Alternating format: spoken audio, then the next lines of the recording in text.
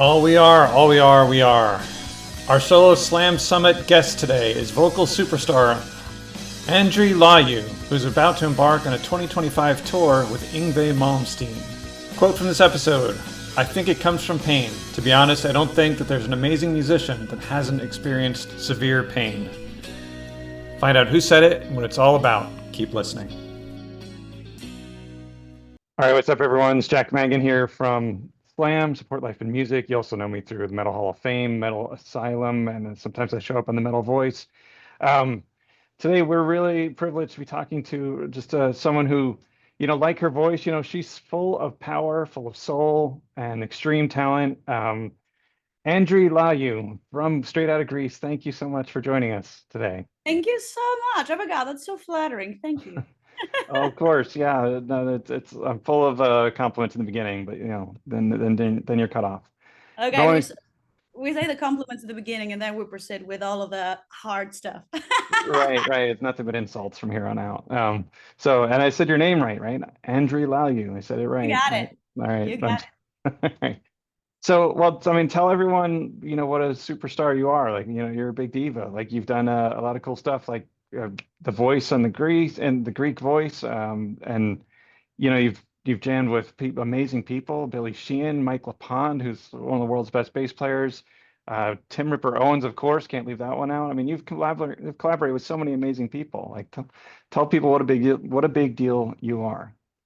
Oh yeah, am I? I haven't even put my eyelashes on. Like, I don't know how of a big deal that is. A superstar should have had her eyelashes on for a fucking interview, but instead, I I insisted to go online like that. But it's fine, okay, when you're working a lot, you don't have always time to just, get prepared and get everything you need to set up, a lot of I'm in the middle of my album, putting a single out right now, putting the live album in the UK out, having an imminent tour that I'm going to talk about that I think you're the first person who will ever hear it because it's not even announced.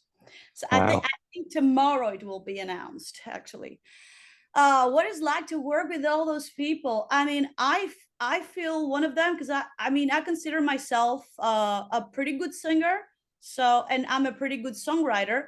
And I feel like those people, respect and feel like I deserve a shot because I have some pretty good ideas and they love playing my music. So what can I say? I'm pretty much honored that amazing musicians like to play with me, even if it's a bass player or a violinist or a harpist, because I have collaborated with also multiple other people in the industry except like the big names. I have collaborated with amazing musicians that are not very much well known. I mean, Billy is the monster. Okay, he is the bass monster. Everybody knows that. So why Yes. the camera is like that now? I didn't do anything. Someone is doing a fucking close up. Someone is that AI?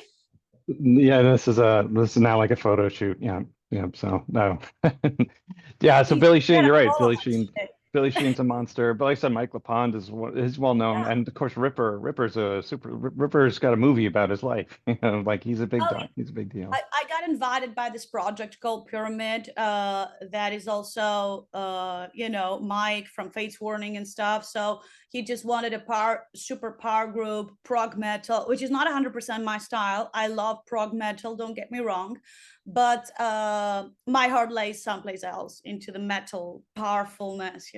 I have like a very special place in my heart for prog. I mean, I am prog. I love Pink Floyd. I love Eloy. I love prog bands in general, but classic, basically, like from the 70s, max 80s. Yeah, it's amazing. I mean, because to me, it's like, okay, I have this tool, amazing tool, and I'm not saying that in a derogative way. I have this amazing tool. How can I use it? How can I make that instrument shine? And with their feel and techniques and powerfulness, and of course the love for playing also with me, it creates that magical, the magical atmosphere that people want. So what do people want? They want reality. They want, rawness. from the artists, and we have that. And I think with all those people that we have played with so far, we have this rawness, we have this, in heart thing that we put out. Oh, no, that's great. Yeah, and so well, talk to me since you went there. Let's talk. Where does I guess it's going to be individual for each artist, but for you, where does that rawness, does that come from just practice and training? Does that come from life experience? Does that come from like, where does that come from especially in a vocalist, where does that rawness come from? I think it comes from pain, to be honest. I don't think that there is an amazing musician that hasn't experienced severe pain. By any means, it could be different type of pain, like something mild, something big, something mediocre, whatever. People feel things in different ways. That's what I have experienced myself throughout those years that I'm playing music. That someone might say, okay, my mother abandoned me, so I'm fucked for the rest of my life. And for some other people, it's like, okay, for me, it's normal, and I still survive and I thrive. It depends on what type of soul you are and how hard you have it inside of you, and how much it kind of moves inside you, and you want to put it out in a certain way. That's what I think. I haven't really asked them like directly, like, oh, do you feel pain? That's why you play so good. No, I haven't. I haven't. So uh for me, I speak for myself. I think pain is what drives me, and of course it's like a medicine. Music is a medicine, and whenever you play, you just forget everything else around. It's just an addiction, it's a drug. Yeah, well, that's perfectly stated. And well, let's take that one step further before we talk more about some of your big shows and stuff. Is so what is your advice, whether you're a musician or not out there, someone who's really in pain and despair, what's your advice for people to kind of keep going and survive? Like you're a survivor. Like what do you recommend for people who were, really sad and really struggling? How do you recommend that they get through it and keep going? Don't give a fuck about them. Fuck them over. You fuck them over. They don't fuck with you. That's my advice. All right. Yeah, she's fierce. What can I say? Yeah. Um, Yeah, payback. well, I believe in payback. Some people say, oh, let God do the dirty work, and karma is this and karma is that. There's no karma. You are the karma. You got to pay back. You got to fight back. so, all right. Well, so fight back. That is good advice. Fight back, and and sometimes, I don't know. Sometimes I feel like you win by being awesome for people who didn't believe in you, and they have to deal with the fact that you rose to the top and became something awesome. That's a pretty good feeling, sure. Yeah. Um, all right. Well, so now you talked about let's get into. No, I love it. I love those answers. But let's get into. Well, actually, there's one more thing I want to talk about from your career, and I should have made it out to some of these Ronnie James Dio celebrations. You've done a few of these, right? At least I've one. done. Yeah. Yeah. I've done two so far. I was invited on the third one, but unfortunately, I was in the middle of my album and I'm preparing for the next tour, so I couldn't make it. Sorry, guys. I was about to play with Doug, by the way. Oh, we, well, there's a couple of amazing Dougs out there. Which Doug? Aldrich. Doug Aldrich. Okay. Yeah. Yeah. He's a legend, of course, and has played with Dio. Yeah. So that's pretty cool. I don't know. There's also Doug Pinnick. There's a couple of great Dougs in Oh the. yeah, yeah. Doug is that type of person who is so kind, but at the same time, he speaks out himself like, Andrew, can I take a photo with you? And I'm like, okay, because you're a rock star. And I'm like, all right, I am the rock star around here. I am not you, me. That was pretty funny. I liked it so much. Yeah. Yeah, I met him very briefly, but yeah, I had the same experience. He was very down to earth. So he was one of the good guys in the music world for sure. Yeah, yeah, there are good and bad guys for sure, but he's amazing, amazing player, amazing person, amazing human being. Kisses. I know he's gonna watch that, right? Yeah, we'll make sure he gets word of this. So I mean, so talk to us about. I mean, of course, Ronnie James Dio himself is important. I hear him in your voice too. I mean, what a legend. But then talk to us about these events, these Ronnie the Rock for Ronnie events in the park. Okay, I'll tell you this about Ronnie. I never met this guy. I I haven't even seen him live because I was kind of young, and when he died, of course, it was 2010, and I wasn't even where he played. It was very hard for me also financially back then. And but I had his poster on my wall, and there were times where I was like, of course I've seen the Tenacious D, yeah. Dio, can you hear me? And I was like, okay. I was sitting in my room, I was like, Dio, can you hear me? And suddenly here comes the riff, and I go and I write the riff, and I'm like, thank you, you know. Some people might call me crazy. I am definitely, but it works, it works for my art. And I have this person in my heart somehow, like he speaks for me a lot of times. Not like, I'm not going to say, okay, he is my heavenly father and stuff like this, but I think that somehow, just because vocally there is some similarities, and I can even hear them for myself. Sometimes I sing and I'm like, why do I sing like him? That's pretty weird.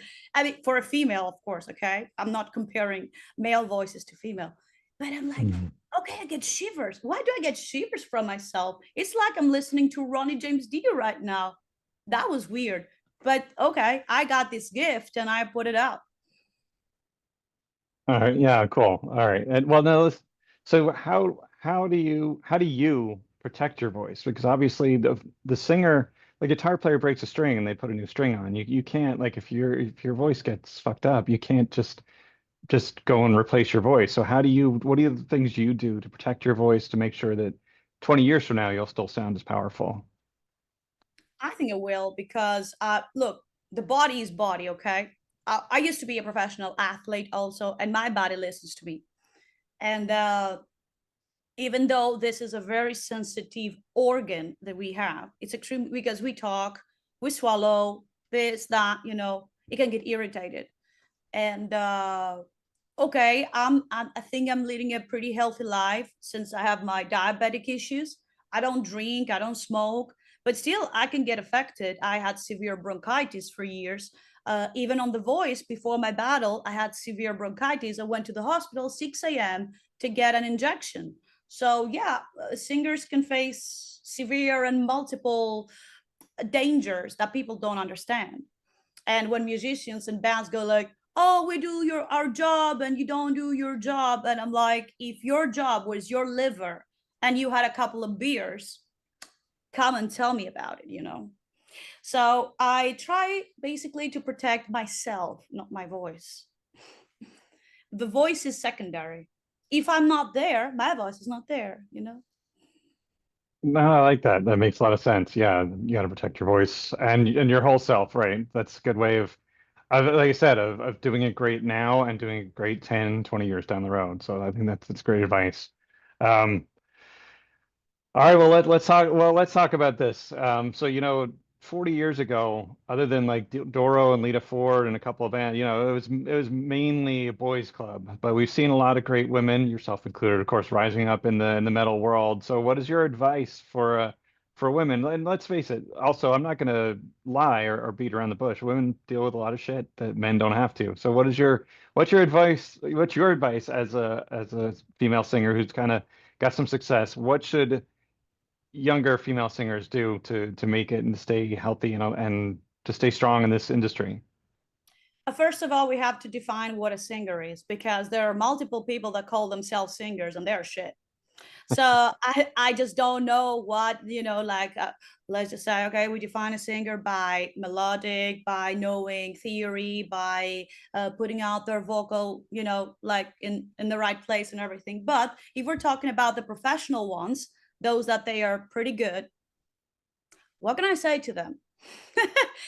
You have to have balls, bitch. You gotta, you will hear everything, every little thing. They will judge your face, your body, your tits, your voice, your personality. They call me a diva, okay? A diva wouldn't even talk right now. A diva wouldn't even be talking right now. They would say bye, stuff like that. So, okay, if me being professional makes me a diva, so be it. I like it, by the way.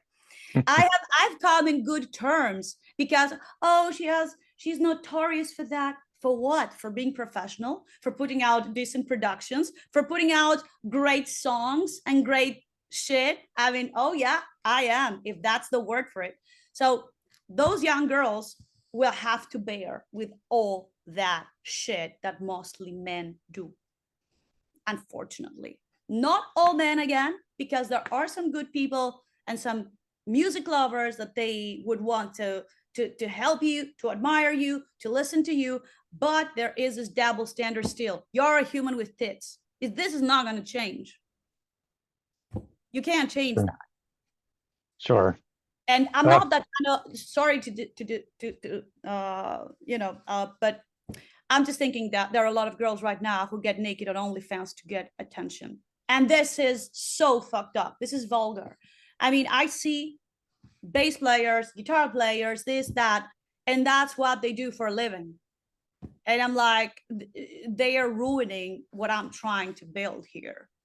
Respect.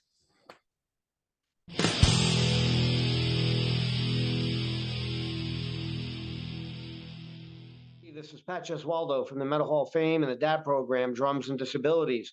Please don't forget to reach out to support lifeandmusic.org. Support it any way you can.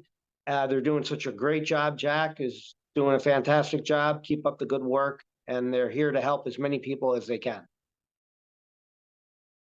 Yeah, right. I know. I hear you. That's a serious challenge, and it's an unfortunate thing, but it's the unfortunate reality. But I guess we just got to keep working to make things better for females, so it doesn't have to be this way. So I don't know. I don't know what else to say about it, but I appreciate your take on it. Yeah, I mean, the people in the industry have to change perspective, okay? And especially there are many musicians. I get rejected by males also. I mean, I got rejected because they considered me pretty. Can you imagine that? I thought it was a perk, but it's not. Apparently, I should have been ugly and fat and I don't know, whatever.